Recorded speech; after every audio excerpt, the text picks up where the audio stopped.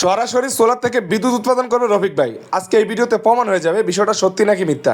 TV, fridge, পাখা চালাবে, Hamko battery রয়েছে, এখানে রয়েছে 100 ওয়াটের একটি সোলার। এই সোলার থেকে সরাসরি জংপাতে লাইন চলে আসছে, জংপা থেকে সরাসরি হচ্ছে আপনার 12 ভোল্টের লাইন করা হয়েছে। আজকে দেখবো এই ইনভার্টারের মাধ্যমে। এটা হচ্ছে 2000 ওয়াটের একটি জংপা ইনভার্টার।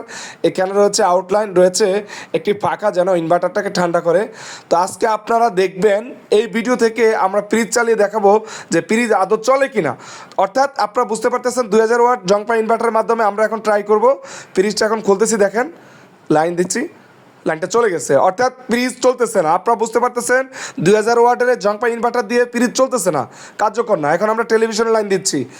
আপনারা যারা এই ধরনের ইনভার্টার কিনবেন, নিজ দায়িত্বে কিনবেন, আমি সাজেশন করবো এই ধরনের ইনভার্টার না কেনাটাই ভালো।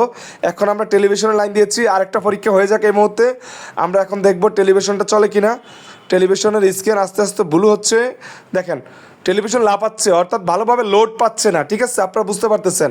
অর্থাৎ আমি আপনাদেরকে বলবো এই গরমে আপনারা একটু টাকা খরচ হলেও একটা ভালো মানের ইনভার্টার কিনবেন। বাজারে এই ধরনের অনেক ইনভার্টার আছে, যে ইনভার্টারগুলো মানুষের অনেক আকৃষ্টতা কেড়ে নিয়েছে, যে ইনভার্টারগুলো ভালো। ঠিক আছে, আমি মনে করবো এগুলো না নেওয়াটাই বেটার।